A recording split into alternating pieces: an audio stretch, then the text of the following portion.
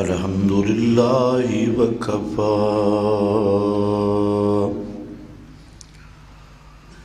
والصلاة والسلام على سيد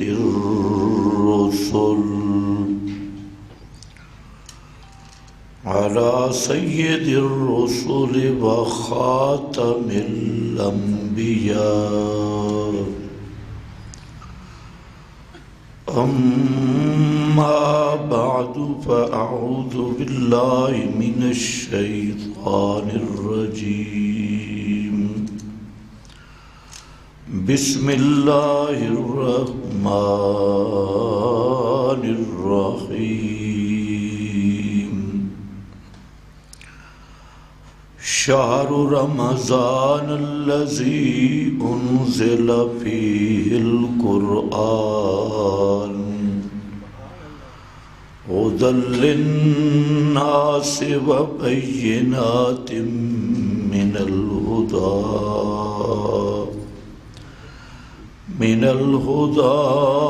والفرقان. سبحان ربك رب العزة عما يصفون وسلام على المرسلين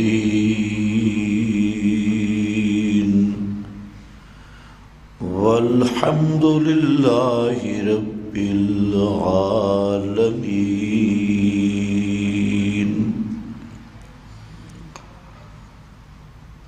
انتہائی قابل قدر بزرگوں اور بھائیوں، گزشتہ بیان میں آپ حضرات کے سامنے برکات رمضان اور انعامات رمضان کے متعلق بعض باتیں عرض کی تھی کہ رمضان المبارک میں اللہ تعالی جو اپنے بندوں پر انعامات کرتے ہیں، ان میں سے ایک سب سے بڑا انعام اور سب سے بڑی برکت وہ اس مہینہ میں قرآن کریم کا نزول ہے، جو پوری کائنات کے لیے ایک سب سے بڑی رحمت، سب سے بڑی برکت اور سب سے بڑا انعام ہے۔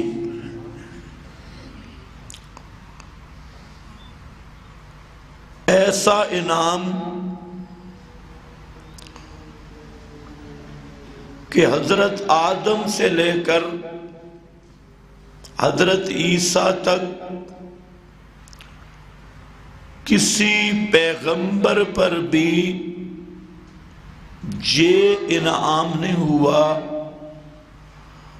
جو قرآن مقدس کی صورت میں خاتم الانبیاء صلی اللہ علیہ وسلم پر اللہ کا انعام ہوا، اور پھر آپ کے توسط سے اس امت کو قرآن جیسی نعمت عطا کی گئی۔ اس میں اسی چیز کو بیان کرتے ہوئے اللہ تعالیٰ نے رمضان کا تعارف بھی پیش کیا، شہر رمضان الذی انزل فیہ القرآن، رمضان کا مہینہ وہ ہے کہ جس میں قرآن آیا، قرآن نازل کیا گیا، اور وہ قرآن کیا ہے؟ ہدی للناس، سب لوگوں کے لیے ہدایت۔ ہدی للناس، ہادی للناس۔ اس سے پہلے ان کانوا من قبل لفی ضلال مبین، قرآن اور صاحب قرآن کے آنے سے پہلے پوری دنیا گمراہی میں تھی۔ ان کانوا من قبل لفی ضلال مبین، مولوی تھے، بڑے بڑے علماء، لیکن گمراہ تھے، پیر تھے، بڑی بڑی خانقاہیں، لیکن فی ضلال مبین، خالص گمراہ تھے۔ دنیا دار، چودھری صاحبان، وڈیرے لوگ تھے، حکمران تھے، لیکن سب کے سب قرآن کہتا ہے من قبل لفی ضلال مبین، اور جہنم کے گڑھے کے کنارے پہ پہنچے ہوئے تھے۔ قرآن آیا فَأَنْقَذَكُمْ، جہنم سے پکڑ کے لوگوں کو پیچھے کیا، اور جو گمراہی کے گڑھوں میں مخلوق حیران تھی، سرگردان تھی،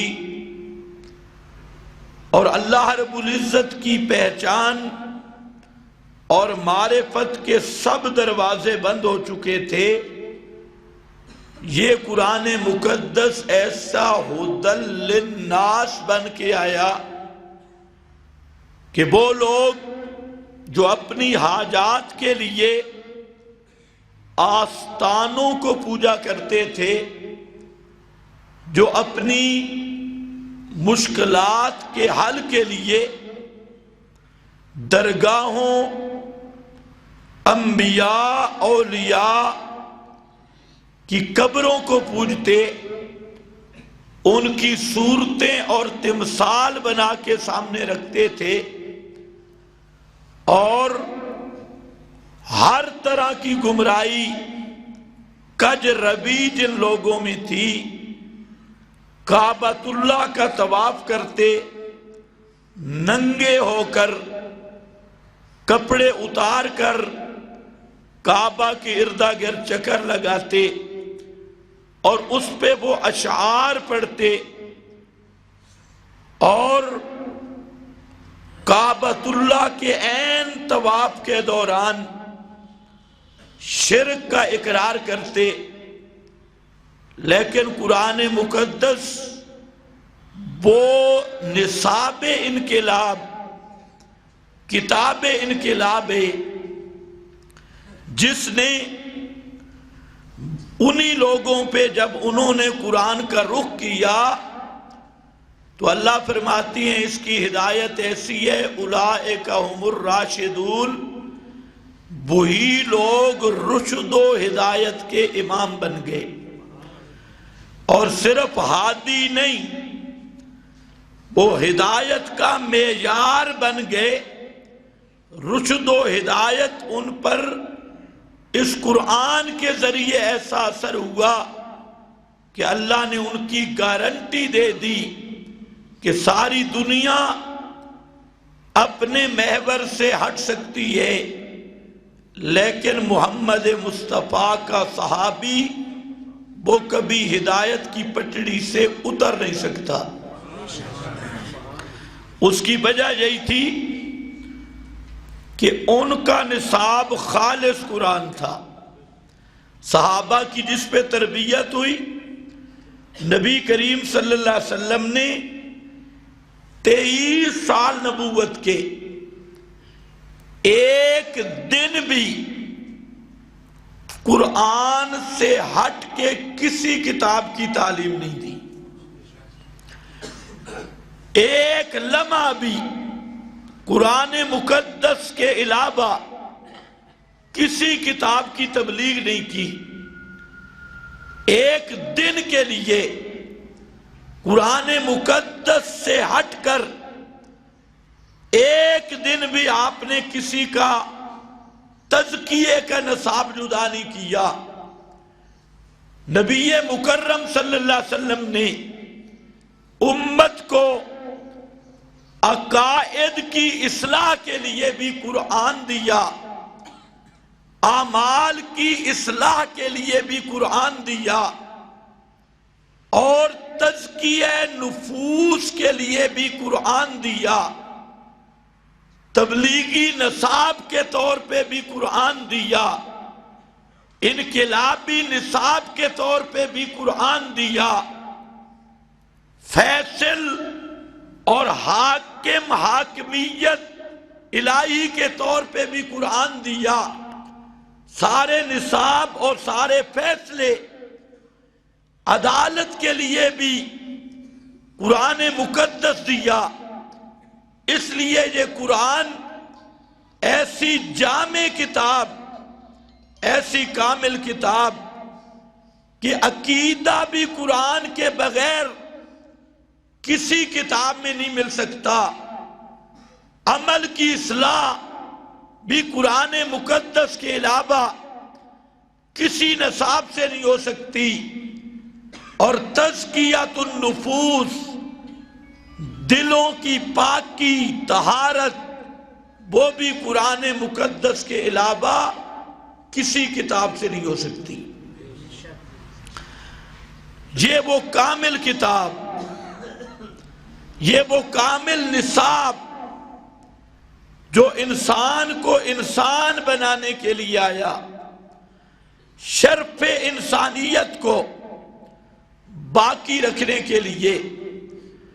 اس لیے جن لوگوں نے قرآن سے ہٹ کر اپنے عقائد اور نظریات کی بنیاد دنیا کی کسی دوسری کتاب پہ رکھی، وہ خالص کافر اور گمراہ ہو گئے۔ جنہوں نے اپنے اعمال کی اصلاح کے لیے قرآن مقدس سے ہٹ کر کوئی نصاب منتخب کیا کہ ہمارا عمل صحیح ہو جائے، وہ لوگ بد کردار اور بد عمل ہو گئے۔ جنہوں نے قرآن مقدس کے علاوہ کسی اور کتاب کا انتخاب کیا، تبلیغی نصاب کے طور پہ، دعوتی نصاب کے طور پہ، کہ قرآن مقدس سے ہٹ کر یہ ہماری دعوت کا نصاب ہے، وہ لوگ زندیق اور شیطان بن گئے، ان کو کبھی بھی ہدایت نہیں مل سکی، راستہ حق دعوت کا نہیں مل سکا۔ اور جن لوگوں نے تزکیہ کے لیے، اپنے دلوں کی صفائی کے لیے کسی پیر، کسی فقیر، کسی خطبات یا کسی دوسری کتاب کا سہارا لیا، وہ دلوں کے نجس بن گئے۔ قرآن کے بغیر دلوں کی طہارت کا، دلوں کی پاکیزگی کا نصاب بھی کوئی نہیں۔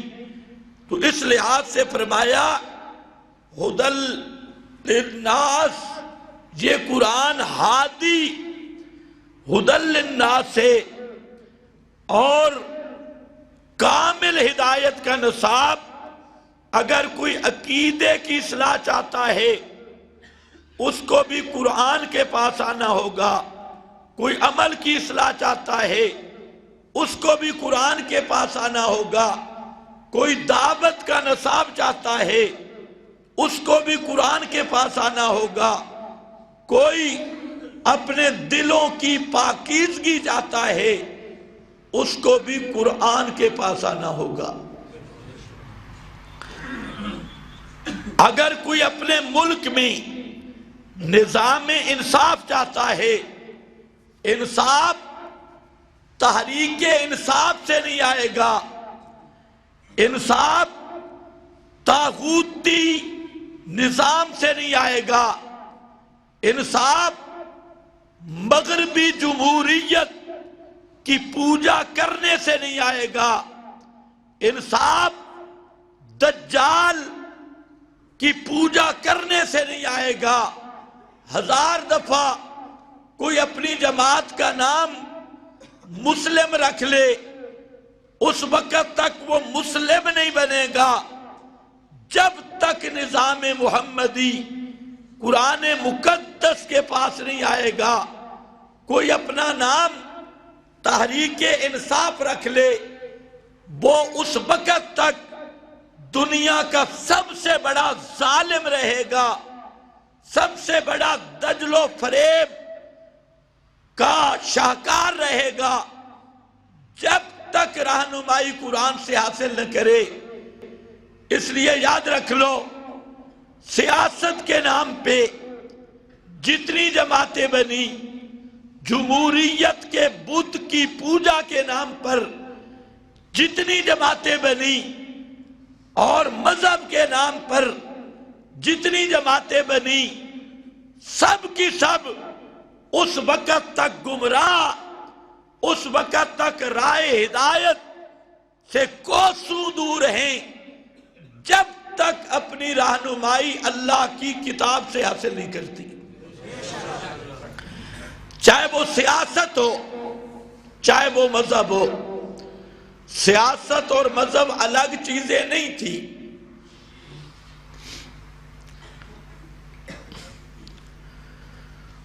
مذہب ہی سیاست سکھاتا ہے، لیکن جب سے مغربی جمہوریت آئی تو یہ مغربی جمہوریت خالص دجال کے بکواسات کا نام ہے، خالص طاغوت کی شیطنت کا نام ہے، اور موجودہ سیاست خالص منافقت کا نام ہے، زندیقیت کا نام ہے۔ جب سیاست زندگا بن گئی، کفر بن گئی، طاغوت کی پوجا بن گئی، دجال کے لشکر کا سب سے بڑا مشن بن گئی، تو اب دین اور سیاست میں فرق آیا۔ ورنہ تمام انبیاء تسوسہم الانبیاء، انبیاء کا پروگرام بھی یہ تھا، لوگوں کی مذہبی رہنمائی کرنا، لوگوں کی ملکی انتظام، انصاف، عدل فراہم کرنا۔ آپ نے قرآن کو چھوڑا تو آج دیکھیں عدالتوں کے دروازے پہ وہ ترازو بیچاری لٹکی ہوئی ہے، اور اوپر اس پر آلو مٹر ہی تل رہے ہیں۔ بڑی سے بڑی عدالت میں تمہیں انصاف نہیں مل سکتا، بڑی سے بڑی عدالت،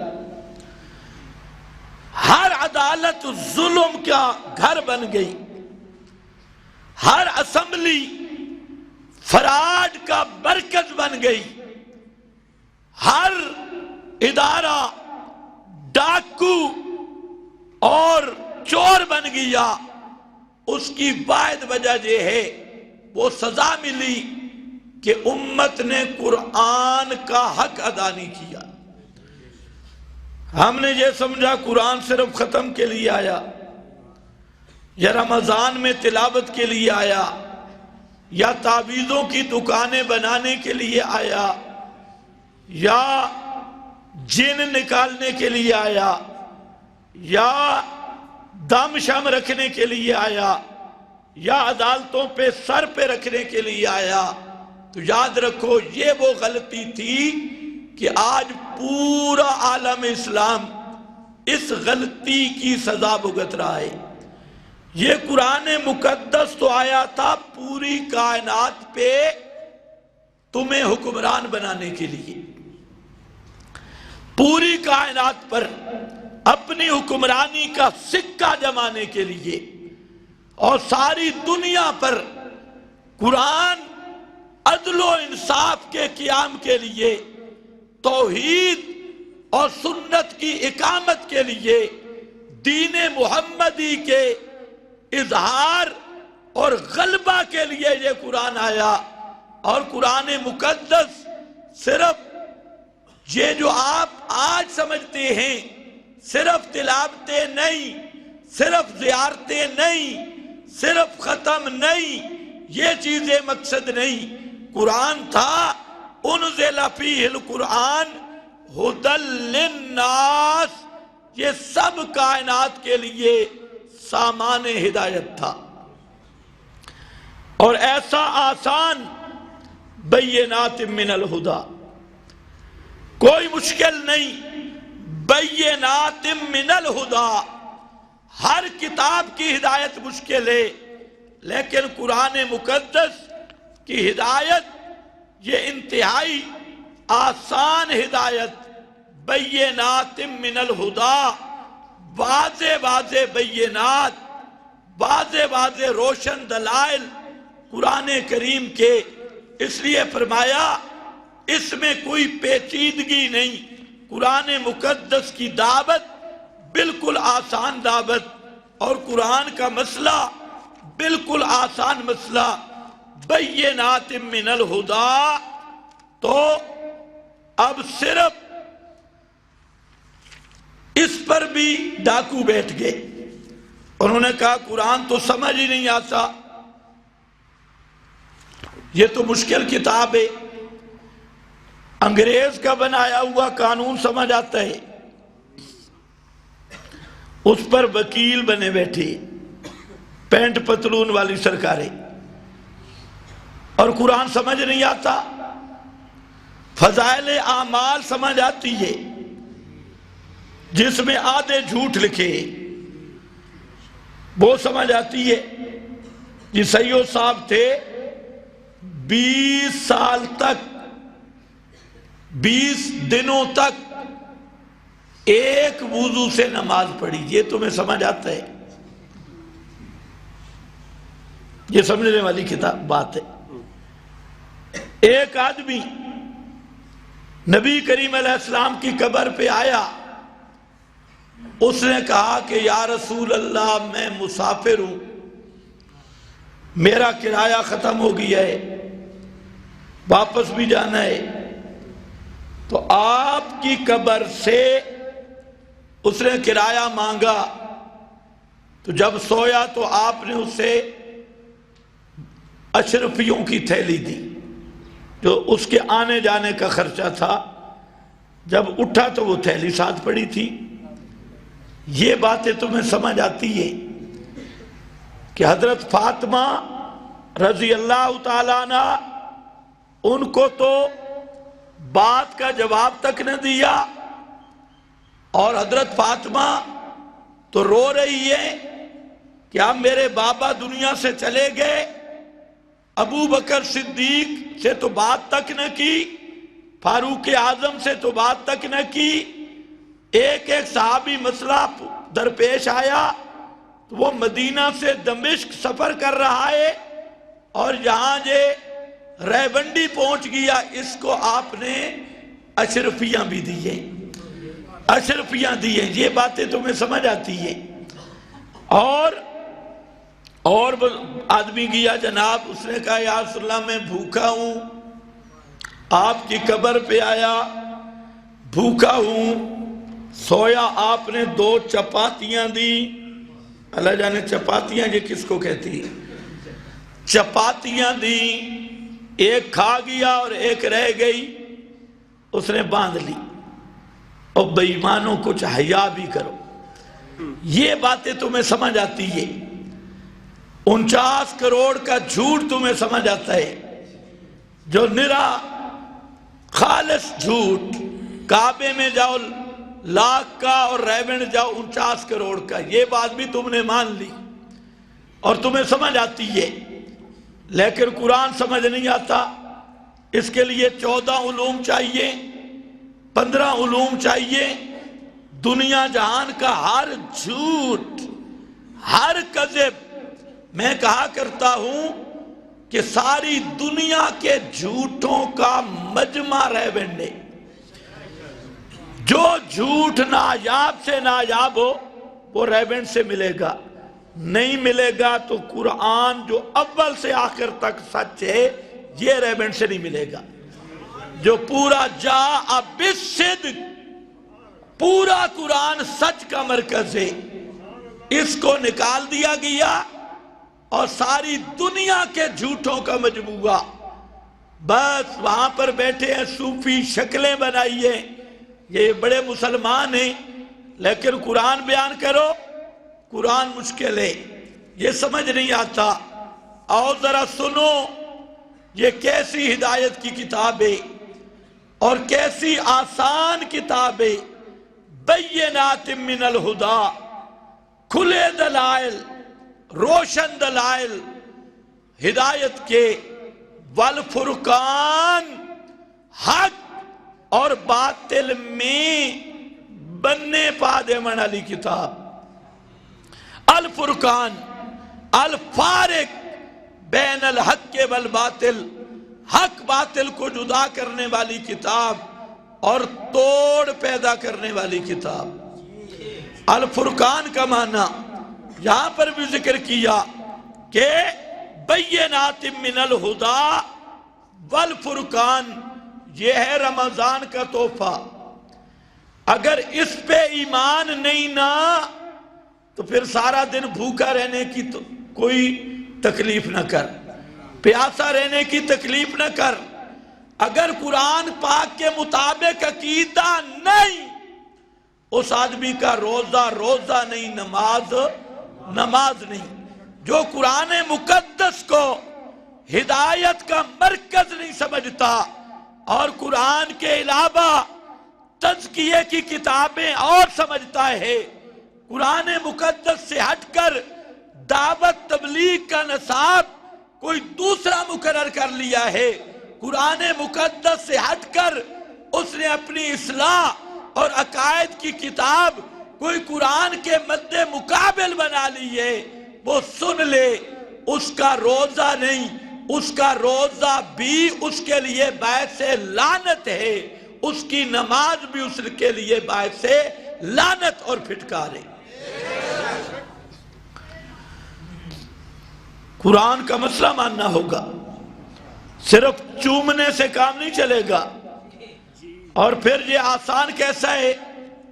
پیغمبر کریم صلی اللہ علیہ وسلم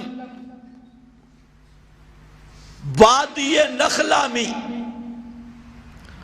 صبح کی نماز پڑھا رہے ہیں، ابھی تک ہجرت نہیں ہوئی، صبح کی نماز ہے اور اس میں آپ صلی اللہ علیہ وسلم تلاوت فرما رہے ہیں۔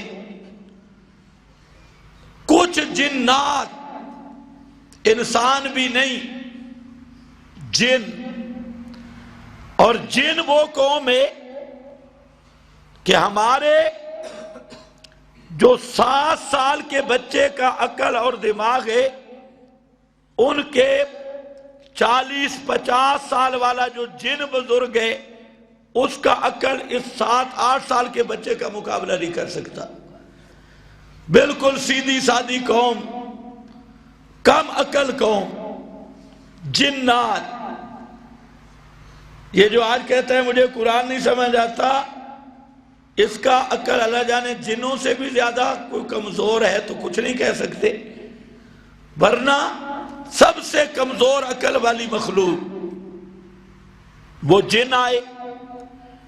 انہوں نے دیکھا بھئی پہلے ہم آسمان پہ جاتے، اوپر کچھ فرشتوں کی گپ شپ بھی سن لیتے، اب یہ کوئی نیا انقلاب آیا کہ آسمان پر پوری اللہ کی فوج مسلط ہے، قطاریں ہیں فرشتوں کی، بڑے پہرے آ گئے، یہ کون سا انقلاب آ گیا؟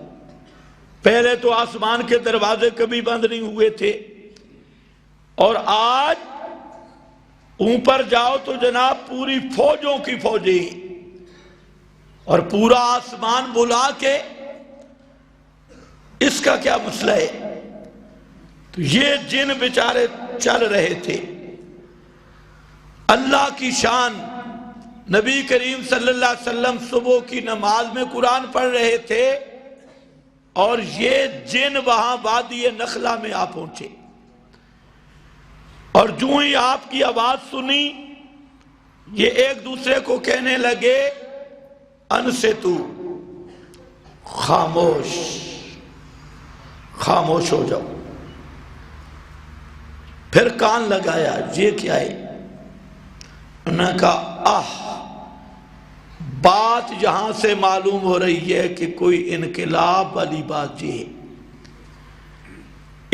انہوں نے نبی کریم علیہ السلام کا صرف قرآن سنا، آپ نے سمجھایا بھی نہیں، نماز میں پڑھ رہے تھے تلاوت، یہ چپ کر کے سننے کھڑے ہو گئے، اور ایک دوسرے کو بھی کہا انصتو، خاموش ہو جاؤ۔ جن تھے غیر مقلدوں سے بھی سمجھدار، غیر مقلد کو یہ سمجھ نہیں آئی، جب قرآن کریم کو سنا انہوں نے، اللہ نے بھی فرمایا قُلْ أُوحِیَ إِلَيَّ أَنَّهُ اسْتَمَعَ نَفَرٌ مِّنَ الْجِنِّ، استمع نفر من الجن، جنوں کی ایک جماعت نے، استمع بڑے غور سے قرآن سنا، بڑی توجہ کے ساتھ، ادب کے ساتھ قرآن پاک سنا، استمع، اور جب پیغمبر کریم کے پاس پہنچے نخلا کی وادی میں اور قرآن کریم سن رہے تھے، اس میں اللہ رب العزت نے فرمایا کہ ایک دوسرے کو وصیت کرنے لگے جنات، اور کہنے لگے کہ یہ قرآن، اس کو ذرا توجہ سے سن لو، غور سے سن لو۔ تو اس کا مطلب ہے جنات کو بھی پتا تھا کہ قرآن مقدس ایسی کتاب ہے کہ جو غور سے سنی جاتی ہے۔ وَإِذْ صَرَفْنَا إِلَيْكَ نَفَرًا مِّنَ الْجِنِّ، اللہ فرماتی ہیں جب ہم نے پھیر دیا تیری طرف نَفَرًا مِّنَ الْجِنِّ، جنوں کی ایک جماعت، یستمعون القرآن، بڑے غور سے سن رہے تھے القرآن، فلما حضروہ، جب حاضر ہو گئے آپ کے پاس، قالوا انصتوا، کہا جنہوں نے خاموش ہو جاؤ، فلما قضی ولوا الی قومہم منذرین، ولوا الی قومہم، لوٹے اپنی قوم کی طرف، منذرین، ڈرانے والے۔ جب قرآن نہیں سنا تھا تو ان پڑھ تھے، اور کچھ دیر قرآن سن لیا، اب صرف مسئلے کا سمجھ نہیں آئی بلکہ مسئلہ کے دائی بن گئے۔ منذرین، جب تک قرآن نہیں سنا تھا جنات نے خود گمراہ تھے، اور ایک لحظہ قرآن سن لیا اور توجہ کے ساتھ سنا، استماع، پورے کانوں نہیں دل کی کھڑکیاں کھول کے سنا، اور ایک لحظہ سنا، فجر کی نماز میں کتنا ٹائم لگتا ہے، اتنے ٹائم میں جن قرآن کی ہدایت سمجھ گئے اور پھر وَلَّوْا إِلَىٰ قَوْمِهِمْ مُنذِرِينَ، اپنی قوم کی طرف لوٹے منذر بن کر، دائی بن کر۔ معلوم ہوتا ہے قرآن مقدس یہ بینات من الہدا، اس کی تعلیم اتنی سادی، اس کی تعلیم اتنی آسان کہ اگر کوئی قرآن مقدس کو کچھ دیر کے لیے بھی انابت سے سن لے، کچھ دیر کے لیے بھی ذوق اور شوق سے سن لے، اللہ اس کے سینے کو ہدایت کے نور سے بھر دیتی ہیں۔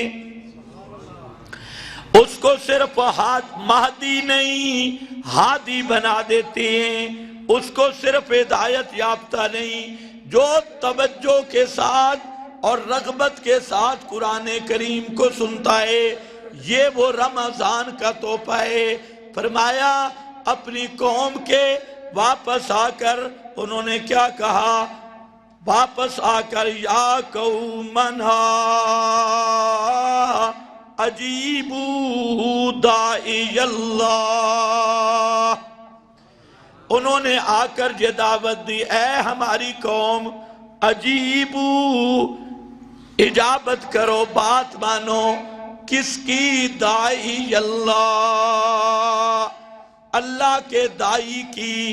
تو ان جنات نے قرآن کریم سنا، اور کیسے سنا؟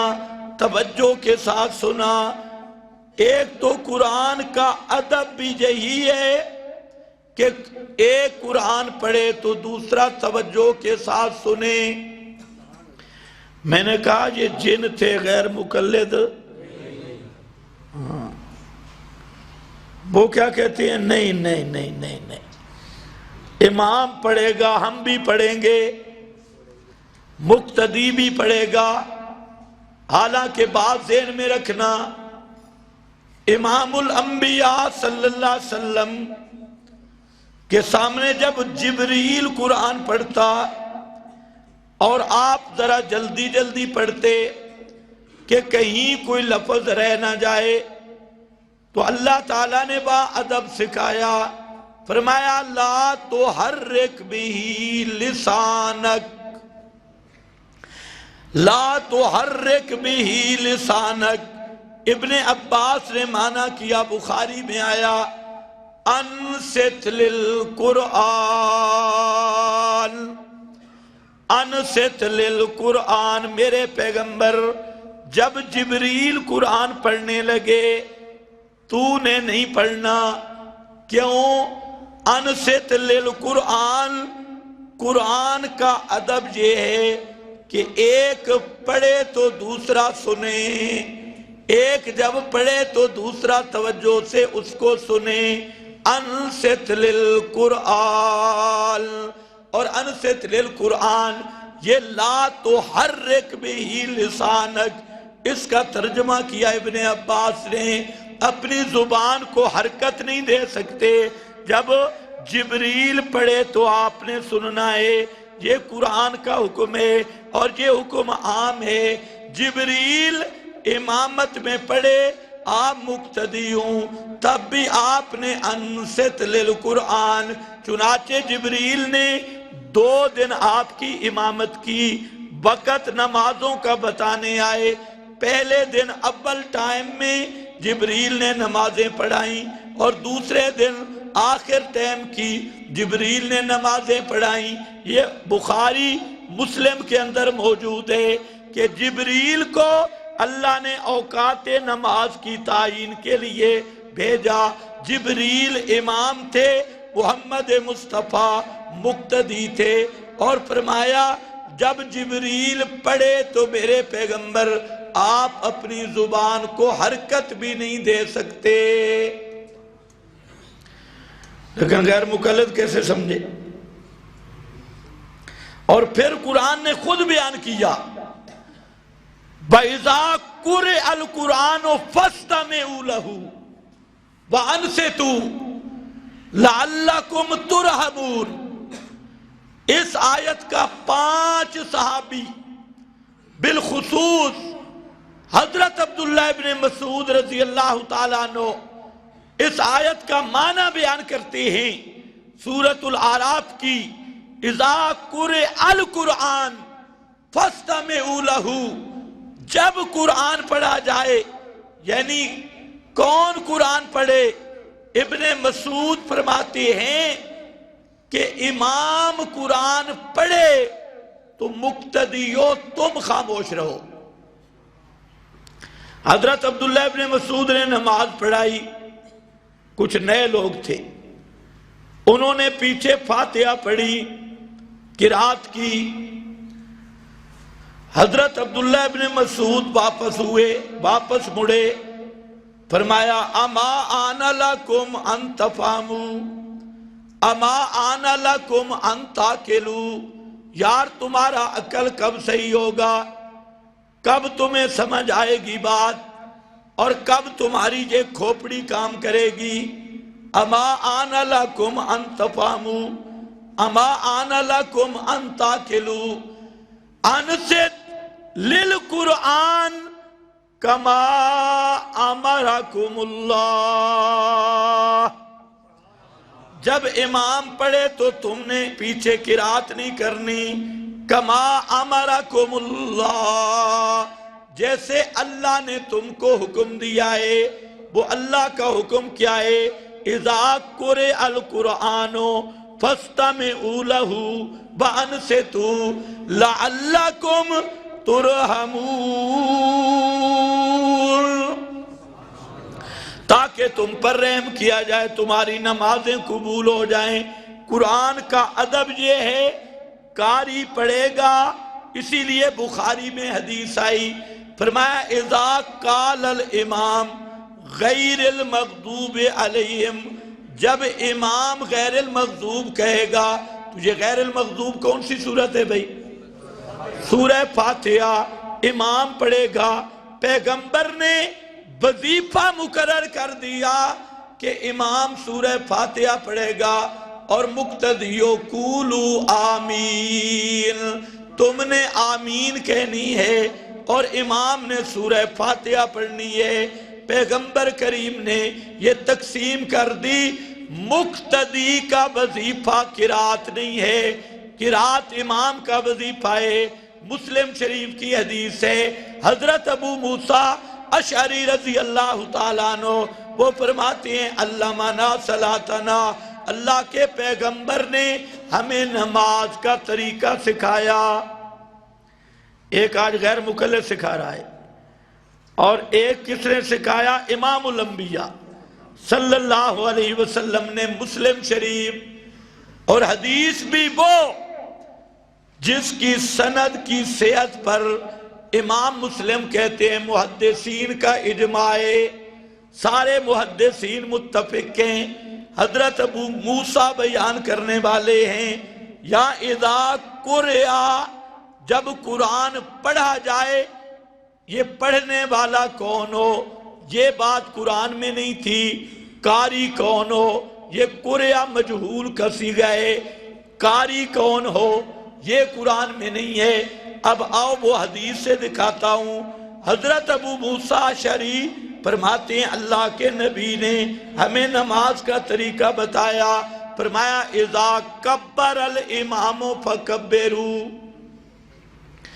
جب امام تکبیر کہے مقتدیو تم بھی تکبیر کہو، وَإِذَا قَرَأَ فَأَنْصِتُوا،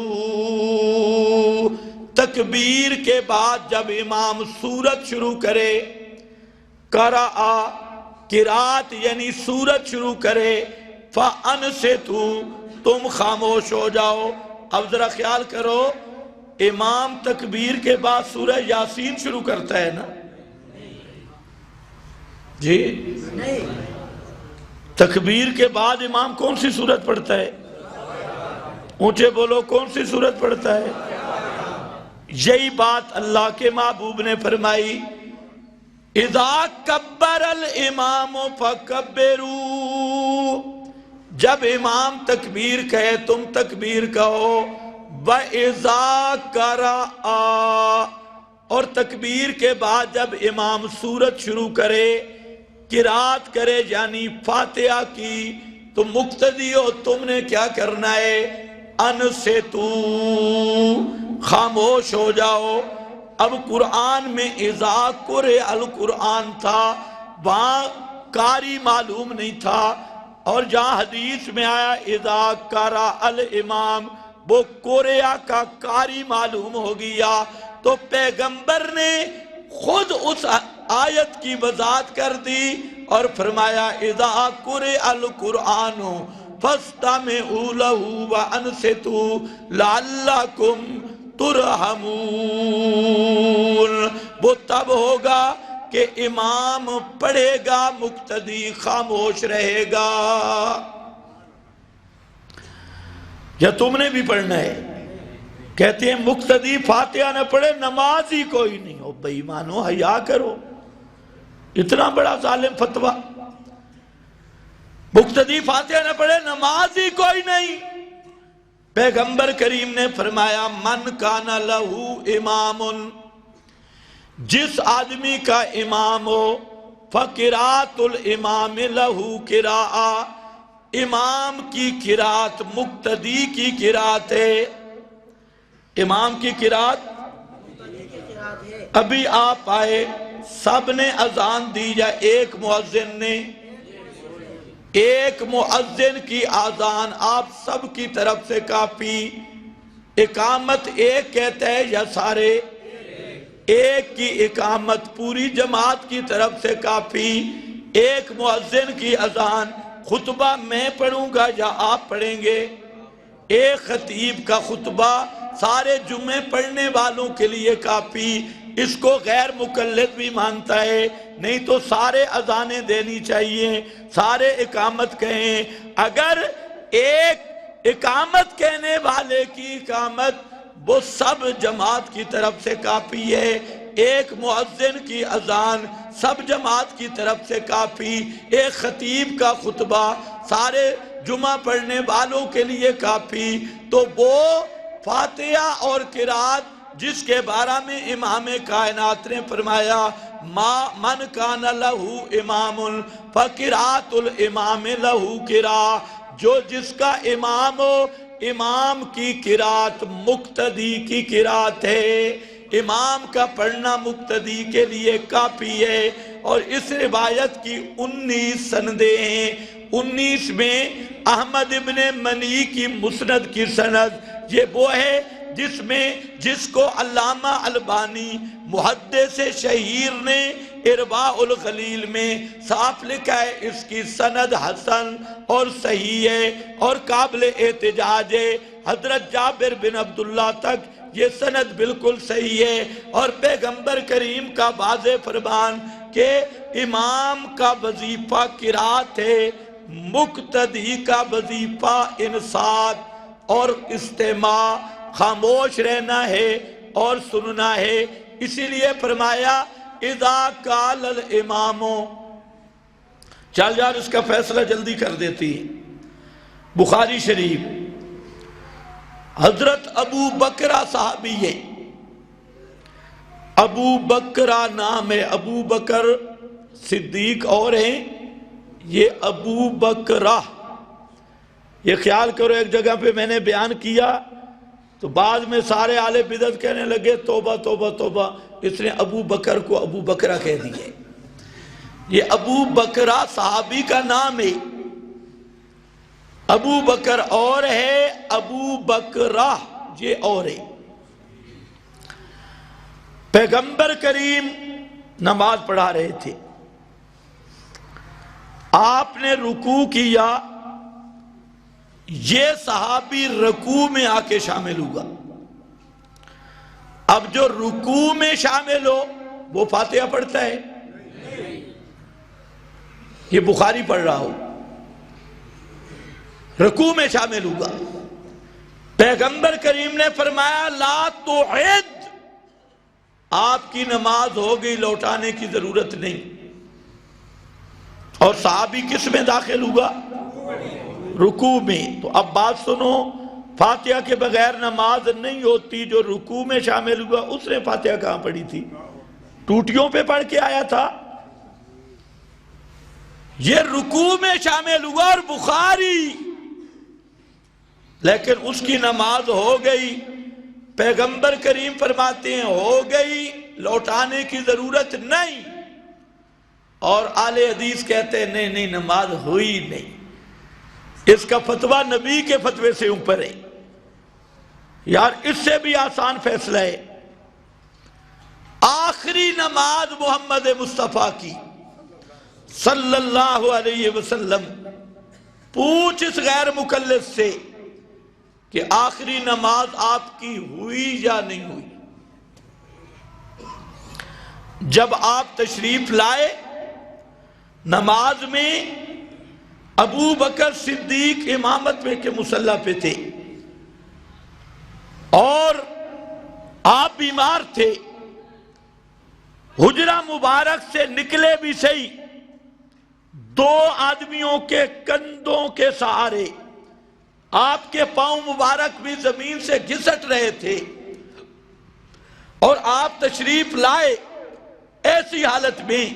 تو آپ خود اندازہ کریں کہ اس طرح دو آدمیوں نے کندھا دیا، جماعت کھڑی ہو چکی تھی، اور پھر آپ کے پاؤں مبارک بھی زمین سے لگ رہے تھے۔ بالکل آرام سے انہوں نے حضرت صدیق اکبر کے پہلو میں آ کر بٹھایا، تو صدیق کافی قرات کر چکے تھے، اور پیغمبر کریم صلی اللہ علیہ وسلم نے وہاں پر اخذ القراءۃ من حیث بلغ ابو بکر، آپ نے وہاں سے قرات شروع کی جہاں سے ابو بکر پہنچ چکے تھے۔ آپ امام بنے، صدیق مکبر بنے۔ تو اب جب آپ صدیق جہاں قرات تک پہنچ چکے تھے، پیغمبر نے وہاں سے قرات لی، اس سے آگے شروع کی، شروع سے نہیں پڑھی۔ تو اب اہل حدیث سے پوچھو فاتحہ کہاں گئی؟ اخذ القراءۃ من حیث بلغ ابو بکر، اور یہ وجہ یہ بھی بیان کرنا تھا کہ ابو بکر کی نماز اتنی کامل نماز ہے کہ پیغمبر کی نماز کی بنا بھی ابو بکر کی نماز پہ ہو سکتی ہے۔ ابو بکر صدیق کی نماز اتنی کامل نماز ہے، حالانکہ مسئلہ ہے کہ الامام ضامن، امام کی نماز یہ مقتدیوں کی نماز سے تکڑی ہونی چاہیے، کبھی ہونی چاہیے، کیونکہ مقتدیوں کی نماز امام کی نماز پر موقوف ہے، وہ اس کو ضمن میں لینے والی ہے۔ اس لیے امام اچھا ہونا چاہیے، اس کی نماز بھی اچھی ہونی چاہیے، امام متقی ہونا چاہیے، تاکہ مقتدیوں کی نماز کو امام کی نماز اپنے ضمن میں لے لے۔ اور وہاں پر ابو بکر صدیق رضی اللہ تعالی عنہ کی نماز جہاں تک صدیق نے قرات کر لی تھی، پیغمبر نے آگے سے شروع کر کے بتا دیا کہ ابو بکر صدیق کی نماز ایسی تکڑی نماز ہے، ایسی کامل نماز ہے، ایسی مقبول نماز ہے کہ نماز صدیق کی بنیاد رکھ کر پیغمبر آگے سے شروع کر رہے ہیں، تو پچھلی بنیاد بالکل صحیح ہے اور پوری تکڑی اور مضبوط ہے۔ تو بہرحال پیغمبر کریم نے آخری نماز ہے یہ جماعت کے ساتھ، لیکن قرات وہاں سے شروع کر رہے ہیں جہاں سے ابو بکر جب تک پہنچے تھے۔ اگر فاتحہ پڑھنا ضروری ہوتی تو پھر آپ فاتحہ سے شروع کرتے۔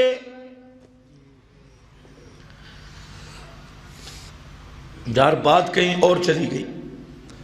جن آئے، قرآن سنا، اللہ نے ان کو ہدایت دے دی، جہاں سے بات نکلی تھی۔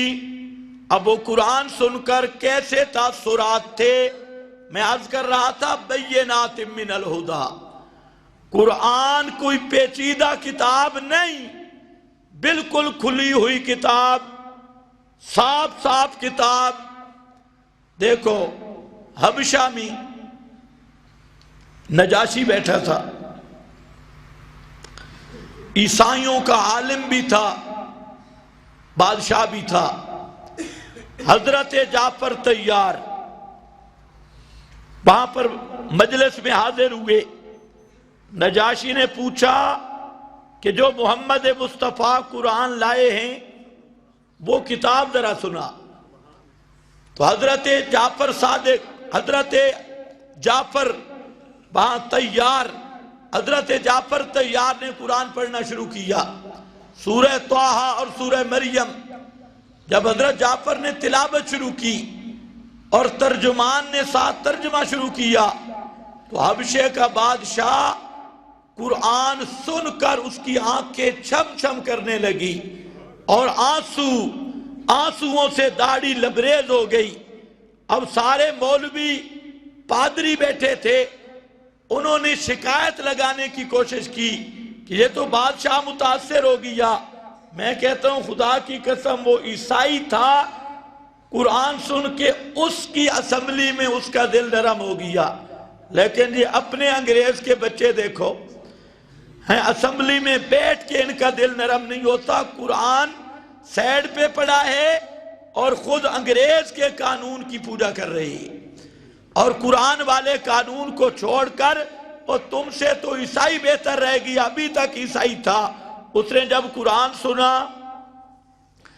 حضرت جعفر نے قرآن مقدس کے بعض مقامات پڑھے، پادری کھڑے ہو گئے، انہوں نے کہا یہ حضرت عیسیٰ کے گستاخ ہیں، بے ادب ہیں، جس طرح آج کے پادری کہتی ہیں یہ عذاب قبر کے منکر ہیں، حیات النبی کے منکر ہیں، فلاں ہیں فلاں ہیں۔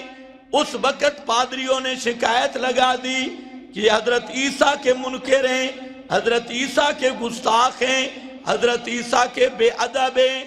تو حضرت جعفر نے تلاوتی سورہ مریم کی تھی اور سورہ طٰہٰ کا کچھ حصہ، تو نجاشی نے جب سنا حضرت عیسیٰ کی عظمت جو قرآن نے بیان کی ہے، تو نجاشی نے ایک تنکا اٹھایا سارے مولویوں کے سامنے اور کہنے لگا او ملا صاحبان سن لو، مجھے عیسیٰ کے رب کی قسم ہے، عیسیٰ کے رب کی قسم ہے کہ یہ تنکا، یہ دیکھ لو قرآن نے جو عیسیٰ کا شان بیان کیا، حضرت عیسیٰ کی شان اس تنکے جتنی بھی اس سے زیادہ نہیں۔ قرآن نے پوری شان بیان کر دی، اور وہ نجاشی اللہ نے اس کو قرآن ایک مجلس میں اس نے سنا، اللہ نے ہدایت دے دی، مسلمان ہو گیا۔ پھر اللہ نے شان دی، جب وہ فوت ہوا وہاں پر کوئی اور مسلمان نہیں تھا حبشہ میں، نبی کریم صلی اللہ علیہ وسلم اپنی جگہ پہ کھڑے تھے اور مدینہ منورہ میں، تو نجاشی فوت ہو گیا۔ اللہ رب العزت نے درمیان کے پردے ہٹا دیے، نجاشی کی میت آپ کے سامنے کر دی، اور آپ نے صحابہ کو جمع کر کے نجاشی کی نماز جنازہ مدینہ میں پڑھی۔ اس سے بھی بعض لوگوں کو غیبانہ پر شک پڑ گیا، نماز جنازہ غیبانہ نہیں ہوتا، یہ سارے پردے ہٹا دیے گئے، پیغمبر کریم کے سامنے کر دی گئی میت نجاشی کی۔ یہی بات محدثین فرماتے ہیں، اور آپ نے جنازہ پڑھا تو اتنی شان اور مقام دیا۔ تو میرے بھائیوں، یہ قرآن کوئی مشکل کتاب نہیں، کوئی پیچیدہ کتاب نہیں، یہ قرآن ملا کی کتاب نہیں، پیر کی کتاب نہیں، ختموں والی کتاب نہیں، یہ قرآن ہے بینات من الہدا والفرقان ہدی للناس۔ یہ قرآن دلوں کو پاک کرنے والی کتاب ہے، یہ قرآن ظلموں بربریت کا خاتمہ کرنے والی کتاب ہے، یہ قرآن اللہ کے حقوق کی ادائیگی، مخلوق کے حقوق کی ادائیگی پورا کرنے والی کتاب، اور سب سے بڑا یہ قرآن، یہ رشد و ہدایت کا مرکز ہے، یہ اصل ہدایت کا مرکز ہے۔ اس لیے اب دیکھو یہ چند باتیں سنو کہ وہ جنات نے جب قرآن سنا ان کے تاثرات دیکھو۔ فرمایا قالو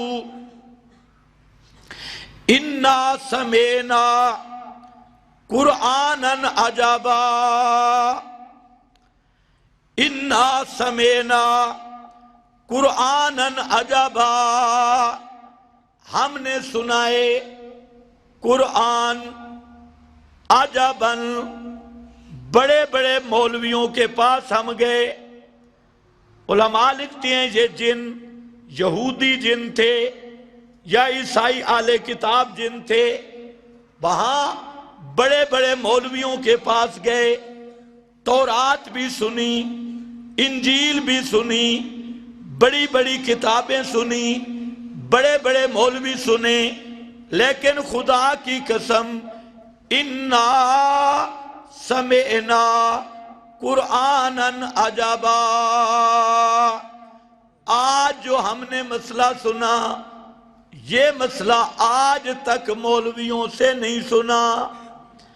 جو قرآن نے مسئلہ بیان کیا، بیان تو مولوی بھی کرتے ہیں، جیسے آج کے مولوی کوئی المحنت بیان کر رہا ہے، کوئی فضائل اعمال کو سینے سے لگائے بیٹھا ہے، اور کوئی کہہ رہا ہے دوستو بزرگو ہیں اللہ خالق ہے، اللہ مالک ہے، اللہ رازق ہے، اللہ نے آسمان بنایا، اللہ نے زمین بنائی، اللہ نے رائے بنائے، اللہ نے ان کی اتنی موٹی گردنیں بنائی، اللہ نے ان کو آلو دیے، اللہ نے ان کو مٹر دیے، اللہ نے ان کو حلوات کی توفیق دی۔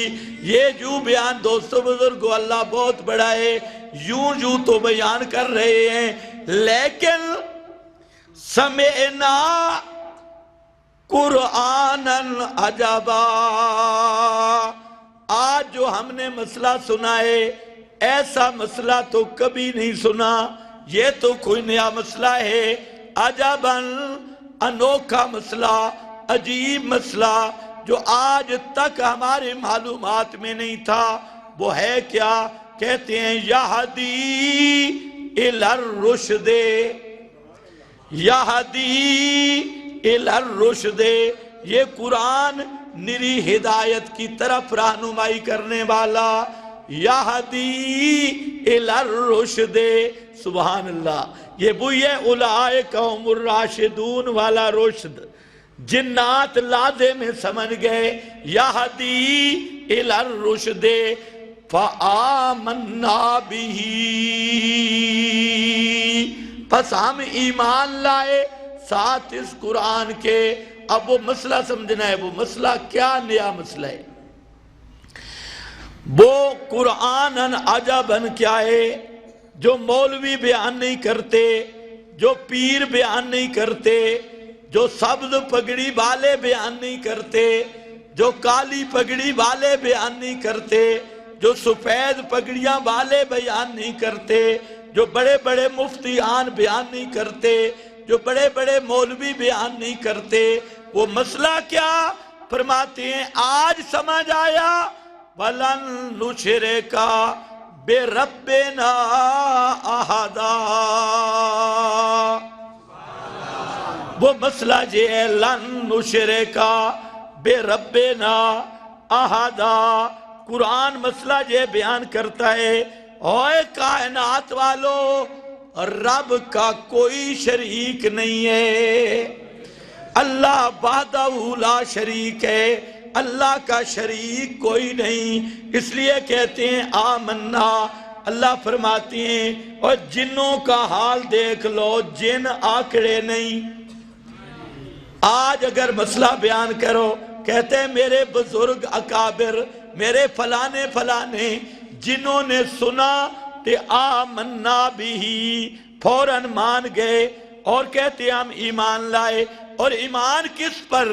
وَلَن نُشْرِكَ بِرَبِّنَا أَحَدًا، ہم اپنے رب کے ساتھ مرتے مر جائیں گے کسی کو شریک نہیں بنائیں گے کسی کو شریک، نہیں بنائیں گے۔ ہمارا رب ذات میں وحدہ لا شریک، صفات میں وحدہ لا شریک، اپنے کاموں میں وحدہ لا شریک، اپنے حقوق میں وحدہ لا شریک۔ وَلَن نُشْرِكَ بِرَبِّنَا أَحَدًا وَأَنَّهُ تَعَالَى سبحان اللہ، وَأَنَّهُ تَعَالَى جَدُّ رَبِّنَا۔ یار آج قرآن سن کے پتہ چلا ساڑھے رب دیاں شانہ بڑیاں اچیاں ہیں۔ تعالی جد ربنا، آج پتہ چلا ہے ہمارے رب کی شان بڑی بلند ہے۔ جب تک قرآن نہیں سنا تھا اس وقت تک رب کی شان معلوم نہیں ہوئی تھی۔ آج قرآن سنائے اور پتہ چل گیا تعالی جد ربنا، بڑا بلند ہے، بڑی اونچی شان ہے ہمارے رب کی۔ ہمیں تو مولویوں نے غلط لین پہ لگایا تھا، اوے لوگو اتنی اونچی شان کہ اللہ پاک وہ ذات ہے جس کا ایک تو شریک کوئی نہیں، اور شان کتنی بلند ہے۔ مَتَّخَذَ صَاحِبَةً وَلَا وَلَدًا، اللہ کی شان اتنی اونچی ہے اس کو کوئی مجبور کرنے والا نہیں ہے، اس کو کوئی مجبور کرنے والا نہیں ہے۔ مَتَّخَذَ صَاحِبَةً وَلَا وَلَدًا، اس کی بیوی بھی کوئی نہیں، اس کا بیٹا بھی کوئی نہیں۔ آدمی کو یا بیوی مجبور کرتی ہے یا بیٹوں سے مجبور ہوتا ہے، میرے اللہ کی وہ اونچی شان ہے اس کی بیوی کوئی نہیں، یعنی اسے مجبور کوئی نہیں کر سکتا، اس کی بیٹا کوئی نہیں اسے مجبور کوئی نہیں کر سکتا۔ دوسرے مقام پہ قرآن نے فرمایا قُلْ هُوَ اللَّهُ أَحَدٌ،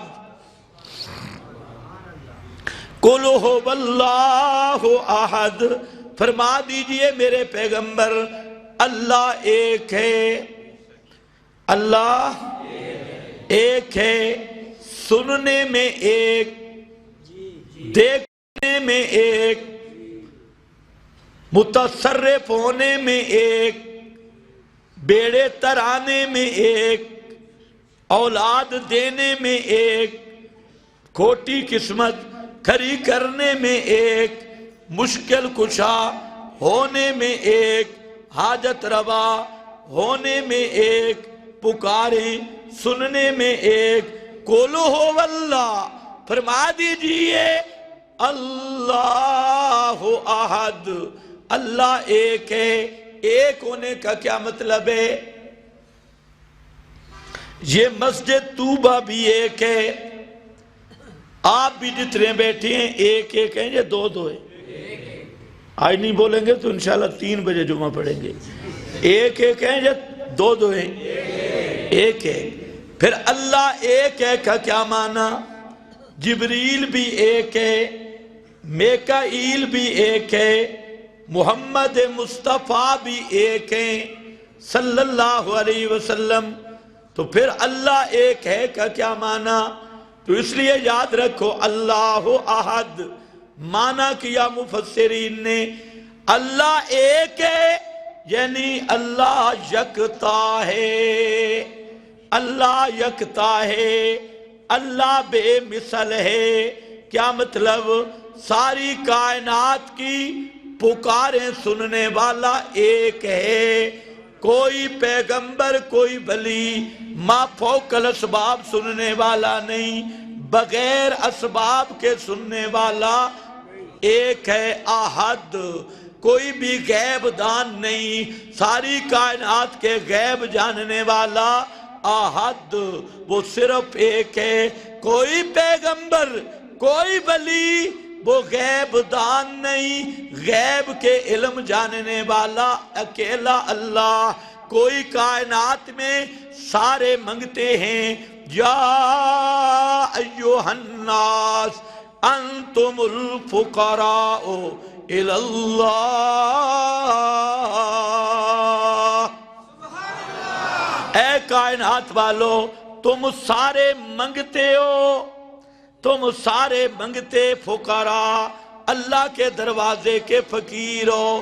پیغمبر وہ خود کہتے ہیں تہجد کے وقت اٹھ کے، امام کائنات خود کہتے ہیں اللہم انی عبدکا وابن عبدکا وابن امتکا ناصیتی بیدکا ماضٍ فیہ حکمکا عدل فیہ قضاؤکا۔ اللہ میں تیرا فقیر بندہ، تو میرا داتا ہے، تو مجھے دینے والا ہے۔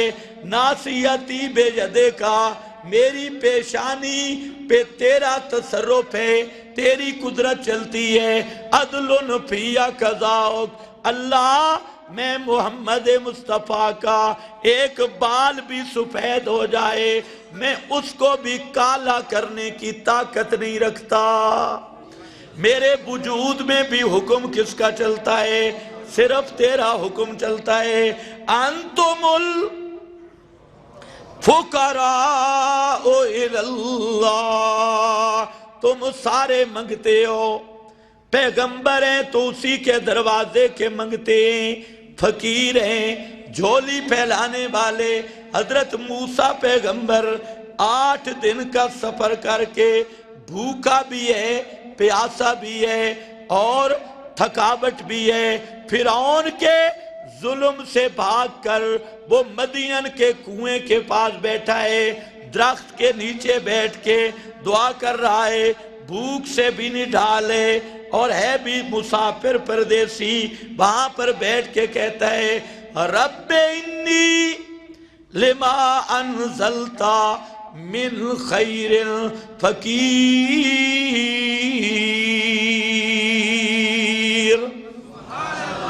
رب اے میرا پروردگار، رب اے میرا پالنہار، میری ضرورتیں پوری کرنے والا، انی لما انزلت الیہ، انی لما اصل عبارت ہے اے میرے اللہ انی فقیر لما انزلت الیہ، اللہ جو کچھ بھی تو دے دے، انی فقیر میں تیرے دروازے کا منگتا ہوں، میں تیرے دروازے سے مانگ رہا ہوں، انی فقیر لما انزلت الیہ من خیر، اللہ میرے جھولی میں خیر بھر دے، مجھے خیر عطا کر دے، میں فقیر ہوں۔ ہاں ہاں لوگو انتم الفقراء الی اللہ، دیکھو آدم رو رہا ہے کس کے سامنے؟ خدا کے لیے رمضان مسئلہ سمجھ لو، اگر کیڑی کے سر جتنا بھی شرک رہ گیا، خدا کی قسم کوئی عبادت قبول نہیں ہوگی اور سیدھے جہنم میں جاؤ گے۔ شرک سے بچ جا میرا بھائی، بدعت سے بچ جا، اللہ کے قرآن والی ہدایت پہ آ جا، یہ نری ہدایت والی کتاب ہے۔ کیا ہے؟ آدم پیغمبر رو رہا ہے اور کیسے روتا ہے؟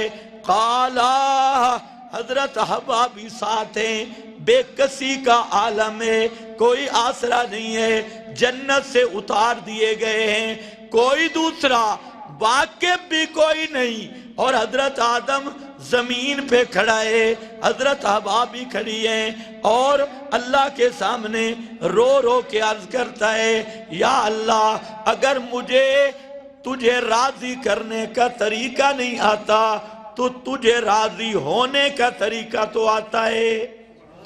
اللہ میں تجھے راضی نہیں کر پا رہا، مجھے سمجھ نہیں آ رہی میں تجھے کیسے راضی کروں، تو راضی، میں اگر راضی کرنے نہیں جانتا تو راضی ہونا تو جانتا ہے۔ اے میرا اللہ اگر مینو تیرے منامن دی ڈا نہیں آندی تو تینو منیچن دی ڈا تے آندی ہے، تو تے منی سکتے ہیں۔ اس واسطے کہتے ہیں قالا ربنا ظلمنا انفسنا، یہ ہے انتم الفقراء، سارے فقیر، دروازہ ایک ہی ہے، کہتے ہیں اے میرے ربا ظلمنا انفسنا، ہم نے اپنا نقصان خود کیا ہے، ہم سے نقصان ہو گیا، وَإِن لَّمْ تَغْفِرْ لَنَا وَتَرْحَمْنَا لَنَكُونَنَّ مِنَ الْخَاسِرِينَ۔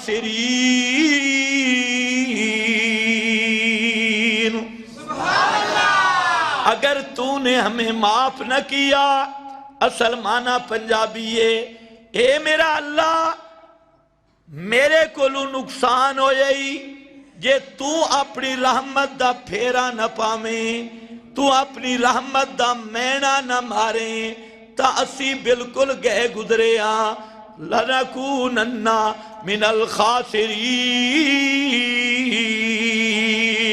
ہم بالکل گئے گزرے بن گئے اگر تو رحمت نہ کرے۔ فرمایا وہ دیکھو میرا نو پیغمبر فقیر ہے، انتم الفقراء، اور کھڑا کیسے ہے؟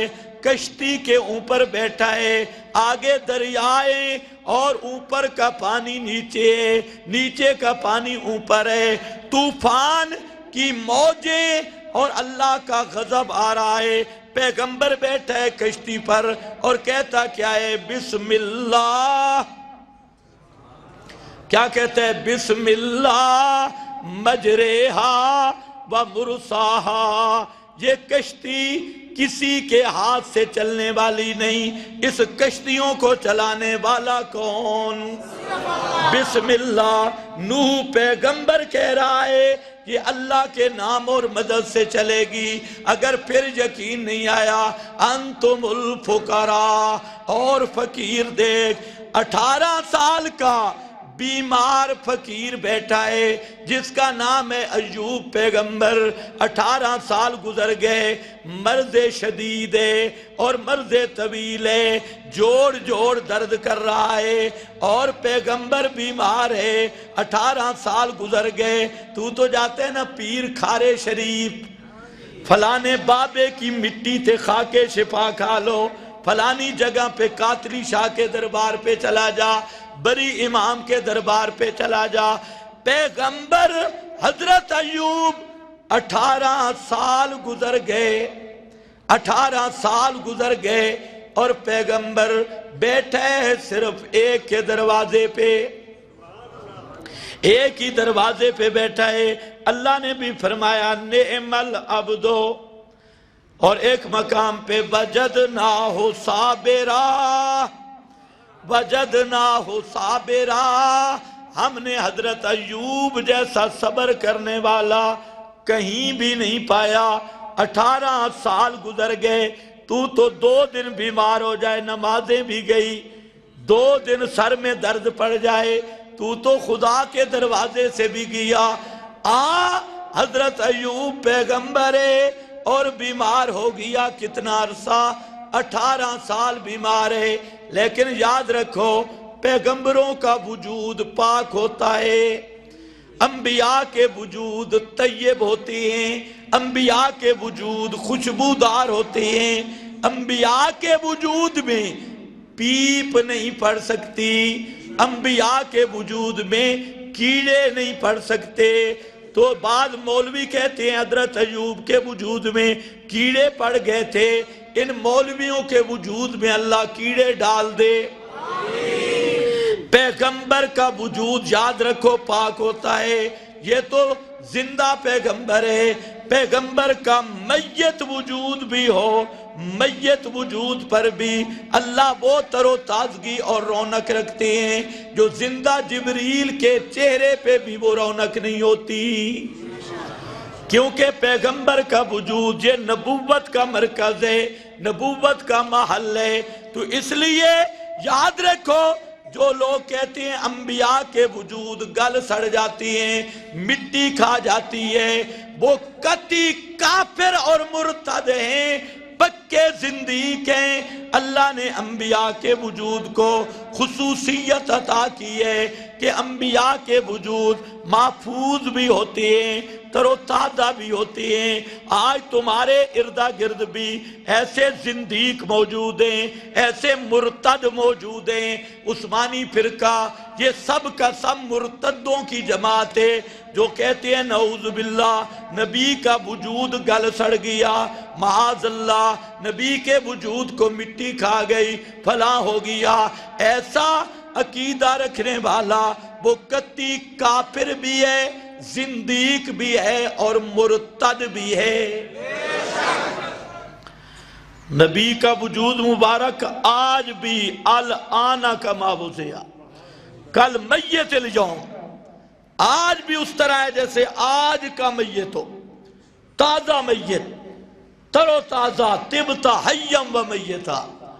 یہی بات کی تھی حضرت صدیق نے، طبتا حیم و، پیغمبر کا وجود پیغمبر زندہ رہے تب بھی خوشبودار ہے، وہ میتا پیغمبر پہ موت آ جاوے تب بھی پیغمبر کا وجود خوشبودار ہوتا ہے۔ طبتا حیم و میتا، پیغمبر کے میت وجود میں بھی خوشبو ہوتی ہے۔ خوشبو تب ہوتی ہے کہ محفوظ ہوتا ہے، محفوظ تب ہوتا ہے کہ تر و تازہ ہوتا ہے۔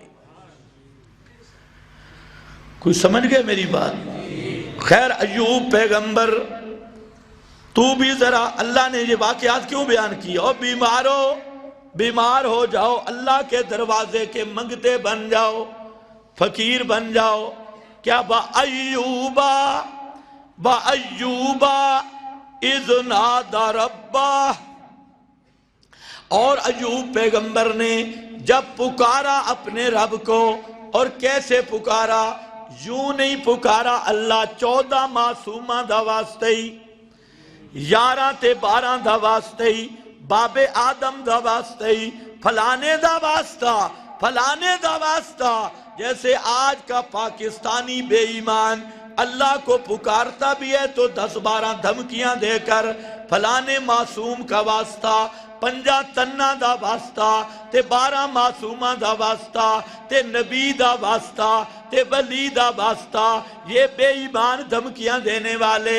سنو ایوب پیغمبر کس طرح پکار رہا ہے اور عرض کرتا ہے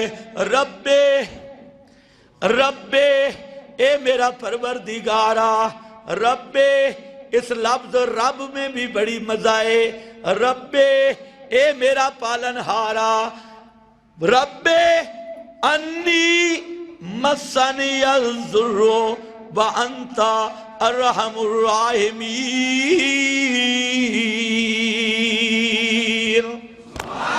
انت ارحم الراحمین۔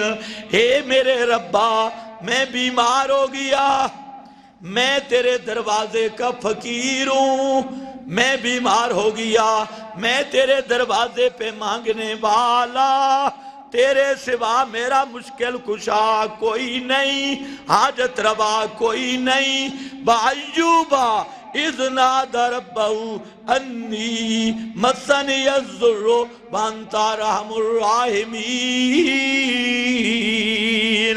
اے ربا، میرا وسیلہ تیری رحمت ہے، ارحم الراحمین، میں کمزور ہوں۔ اللہ فرماتے ہیں فَاسْتَجَبْنَا لَهُ، بڑے ذوق نال اساں قبول کیتا حضرت ایوب دی پکار نو۔ فرمایا انتم الفقراء، دیکھ 950 سال محنت کرنے والا پیغمبر، وہ بھی آ کر کیا کہتا ہے؟ انی مغلوب فانتصر، اللہ میں مغلوب ہوں، تو میری امداد کر۔ حتیٰ کہ محمد مصطفیٰ، ہاں ایک اور فقیر مچھلی کے پیٹ میں ہے، اور جیلوں میں پھنس جانے والوں، مصیبتوں میں آنے والوں، لا الہ الا انت انتا لا الہ الا انتا سبحانک انی کنتو من الظالمین۔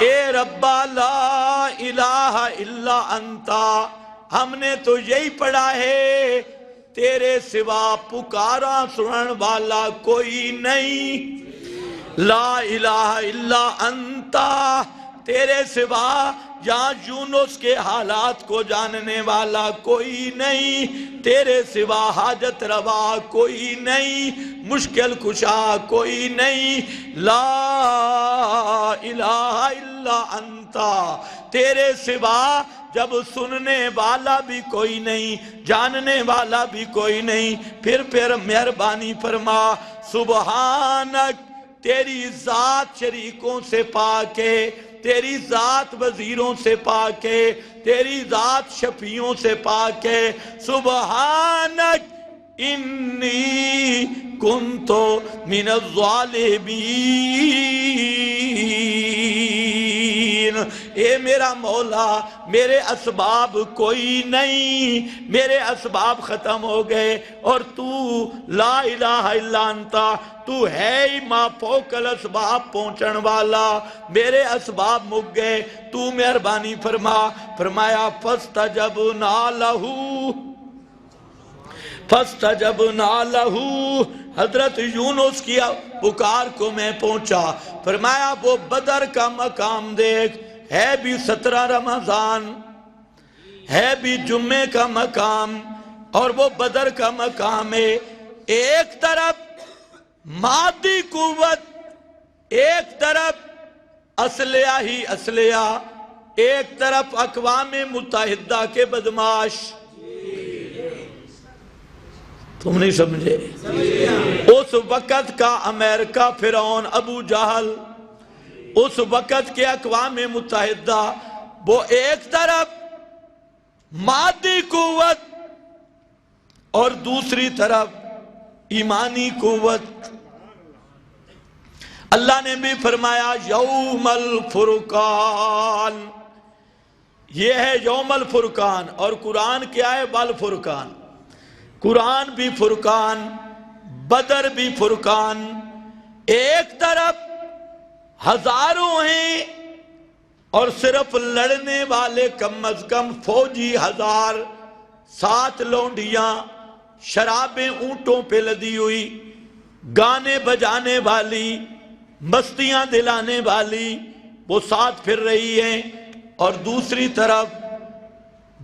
طرف آنے والے چند تلواریں، 2 گھوڑے ہیں اور 70 اونٹ ہیں اور چند زرے ہیں، تلواریں بھی کوئی نہیں، حتیٰ کہ پاؤں میں کسی کی جوتی ہے اور کسی کی جوتی بھی کوئی نہیں، کسی کے گلے میں کپڑا ہے اور کس نے صرف سطر چھپایا ہوا ہے، پہننے کے لیے کپڑے بھی کوئی نہیں، اور ایک طرف غرور و نخوت، تکبر کی آندیاں ہیں، اور ایک طرف پیارے پیغمبر، ادھر دیکھتے ہیں مشرکین کے لشکر کو اور ادھر دیکھتے ہیں اپنے مجاہدین کو، ان کے حالات کو بھی دیکھتے ہیں، ان کی بے کسی کو بھی دیکھتے ہیں، حتیٰ کہ پیغمبر جو حوصلہ اور ہمت کا پہاڑ ہے، ایسا پہاڑ جس پہ لرزہ طاری نہیں ہوتا،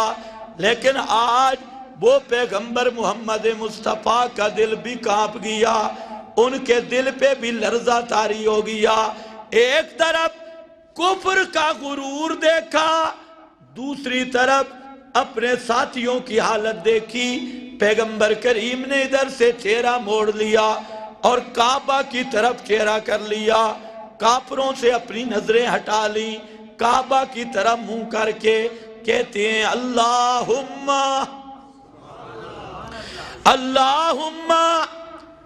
ان تہلک ہذہ العصابۃ، اللہم اے میرے ربا 15 سال کی محنت میری یہی ہے، میری پونجی میرے سامنے ہے، میں بھوکے رہ کر بھی ان کی تربیت کی، برداشت سختیاں کر کے بھی ان کی تربیت کی، یہ میری پونجی 15 سال کی میری محنت کا خلاصہ، نبوت کی محنت کا مرکز یہی کھڑے ہیں۔ اللہم ان تہلک ہذہ العصابہ، اے ربا اگر تو نے آج ان کو شکست دے دی اور مشرکوں کے ہاتھ سے، لن تعبد فی الارض ابدا، پھر تو بھی جانتا ہے کہ تے کلے نو پکارن والا کوئی نہیں آرامنا۔ لن تعبد فی الارض ابدا، میرا اللہ تجھے بھی پتہ ہے پھر سارے یا لات یا منات والے رہ جائیں گے، یا ابراہیم یا اسماعیل والے رہ جائیں گے، اور غیر اللہ کی پکار والے اگر آج یہ شکست کھا گئے، لن تعبد فی الارض ابدا۔ پیغمبر نے توحید کا حوالہ دیا، مطلب کیا تھا؟ اللہ اے پکے توحیدی ہنی انہ دی لاج رکھیں۔ قرآن نے اس کو ذکر کیا، اذ تستغیثون ربکم فاستجاب لکم انی ممدکم بألف من فرمایا میرا پیغمبر جے تیری فوج تھوڑی ہے نا، میرے اتلے فوجی آ رہے نہیں، بألف من الملائکہ، اوپر والے فوجی وہ میں بھیج رہا ہوں، میرا لشکر تو ختم ہی نہیں ہوتا۔